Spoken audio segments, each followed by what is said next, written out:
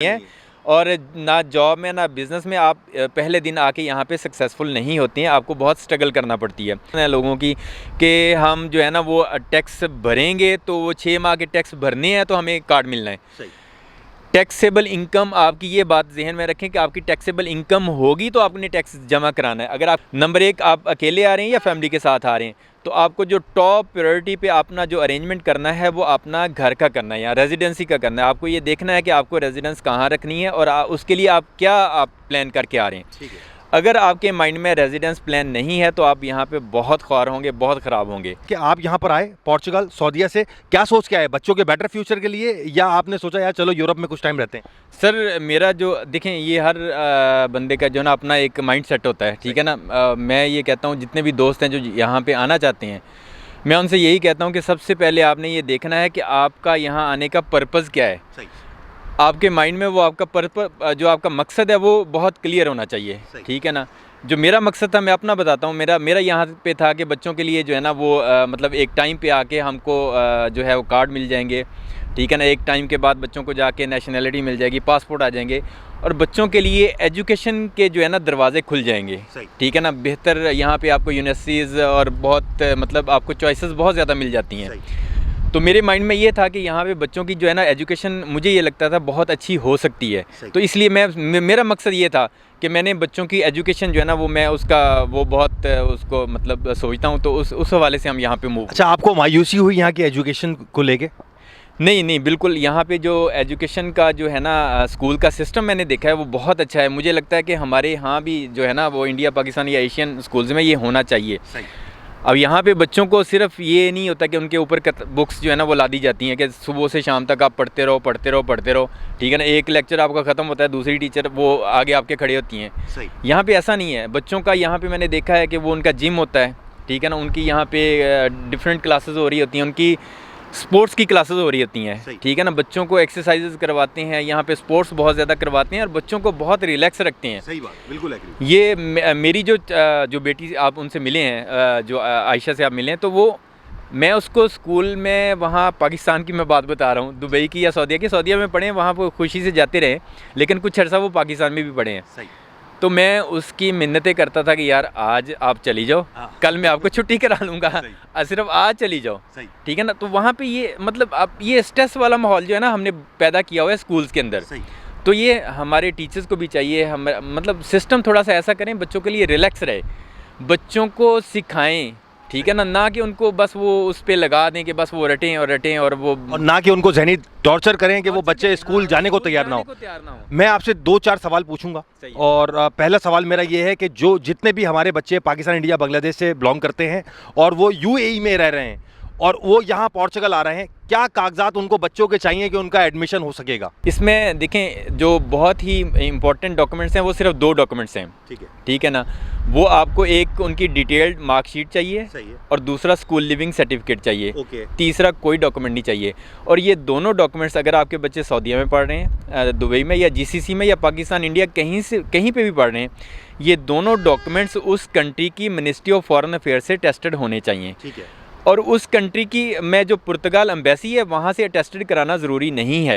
ये लोगों को नहीं पता, वो समझते हैं कि हमने पुर्तगाल एम्बेसी से भी टेस्ट करवाने हैं, तो उसकी ज़रूरत नहीं है। आपको सिर्फ अपनी कंट्री की रेलेवेंट मूफा से, मिनिस्ट्री ऑफ फॉरेन अफेयर्स से अटेस्टेड करवाना है। दूसरा सवाल मेरा ये है कि आपने इस खूबसूरत छोटे से टाउन को क्यों सिलेक्ट किया, लिस्बन में क्यों नहीं रह रहे आप?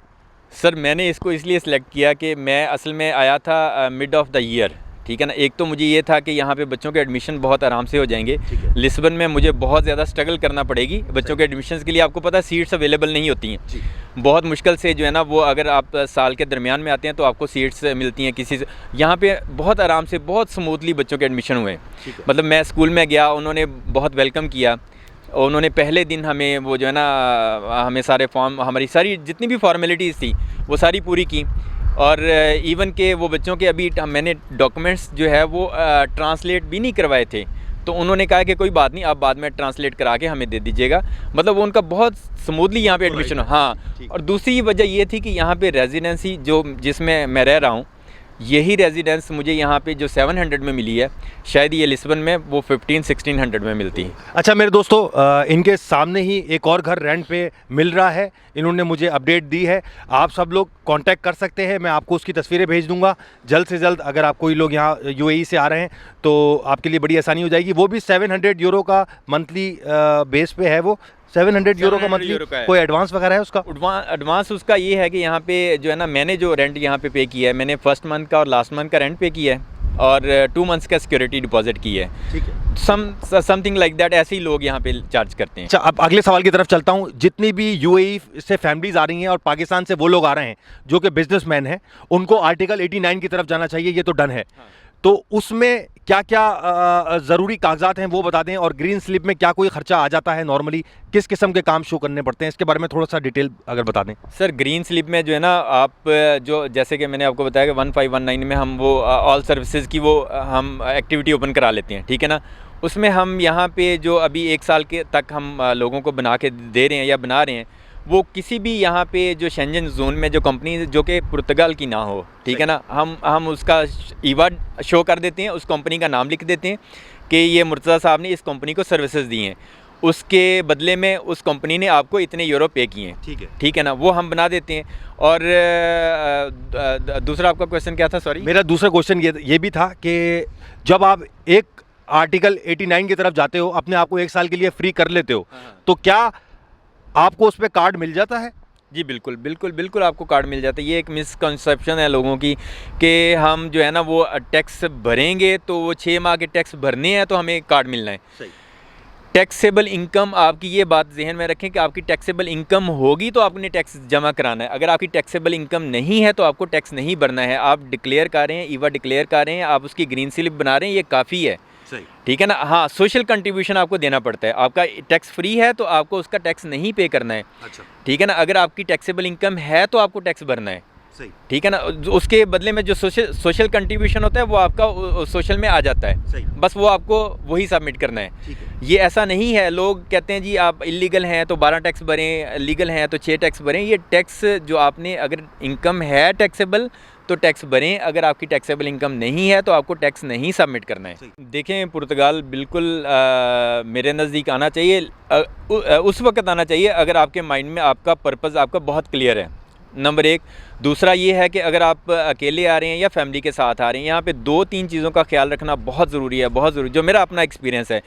नंबर 1, आप अकेले आ रहे हैं या फैमिली के साथ आ रहे हैं, तो आपको जो टॉप प्रायोरिटी पे अपना जो अरेंजमेंट करना है वो अपना घर का करना है या रेजिडेंसी का करना है। आपको ये देखना है कि आपको रेजिडेंस कहाँ रखनी है और उसके लिए आप क्या प्लान करके आ रहे हैं, ठीक है। अगर आपके माइंड में रेजिडेंस प्लान नहीं है तो आप यहाँ पे बहुत ख्वार होंगे, बहुत ख़राब होंगे।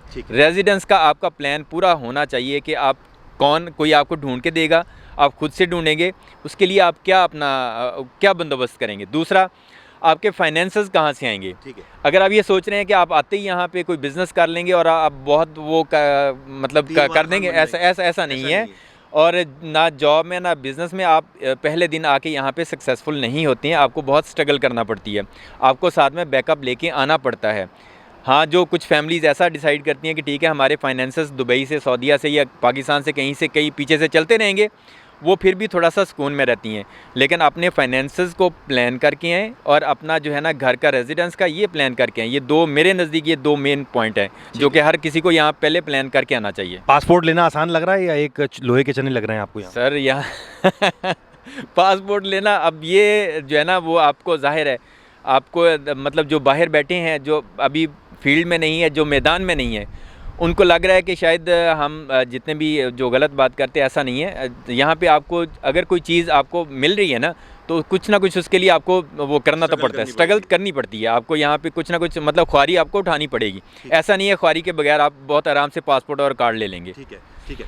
आपका बहुत बहुत शुक्रिया। बारिश शुरू हो गई है, बस आखिरी में एक सवाल जाते जाते आपसे पूछूंगा कि बच्चों के हवाले से जो आपने ये इन्फॉर्मेशन दी है उसमें आपने मुझे अभी ये भी बताया था ऑफ द कैमरा कि अगर तो आपका डायमीटर बच्चों का स्कूलिंग जो है वो डायमीटर 3 किलोमीटर के अंदर है तो you are responsible to pick and drop. अगर वो 3 किलोमीटर से बाहर है तो वो स्कूल वाले फ्री में आपको पिक एंड ड्रॉप बच्चों को देते हैं, ऐसा ही है? जी जी, ऐसा ही, बिल्कुल ऐसा ही, बिल्कुल ऐसा ही है। मैं पहले मेरे बेटे को स्कूल उन्होंने दूर दे दिया था। जो मेरी बड़े बच्चे हैं उनका स्कूल तो वॉकिंग डिस्टेंस पे है, वो तो चल के चले जाते हैं। तो जब उसका स्कूल दूर दिया तो मैंने कहा यार प्रॉब्लम है, ये बहुत जो है ना, अब मैं कैसे पिक एंड ड्रॉप करूँगा। मैंने स्कूल वालों को, मेरे पास उस वक्त गाड़ी भी नहीं थी, तो मैंने उनको बोला, मैंने कहा यार मैं ये नहीं, ये कैसे मैं करूँगा, ये बहुत मुझे करीब में स्कूल दें। तो उन्होंने कहा कि अच्छा ठीक है, हम पिक एंड ड्रॉप का आपका अरेंज कर देते हैं। मैंने कहा ठीक है। तो वो मैंने खैर उस दौरान गाड़ी भी ले ली, मैंने उसकी पिक एंड ड्रॉप खुद से स्टार्ट कर दी। उनको पता था स्कूल वालों को कि ये पिक एंड ड्रॉप कर रहे हैं, बारिश भी आ रही है। तो लेकिन फिर भी उन्होंने एक हफ्ते के बाद मुझे कॉल किया कि हमने आपकी कन्वेंस का अरेंज कर दिया है और ये हमारी गाड़ी बच्चे को ना pick and free of cost, आप वो जिम्मेदार है। ठीक है मेरे दोस्तों, बारिश तेज शुरू हो गई, अपना बहुत ख्याल रखें, अगली वीडियो में मिलते हैं। जाहिद भाई बहुत बहुत शुक्रिया आपका। शुक्रिया, बहुत शुक्रिया, आप यहाँ पे इतना सफ़र करके आए, माशाल्लाह आपका बहुत शुक्रिया, thank you so much. Okay.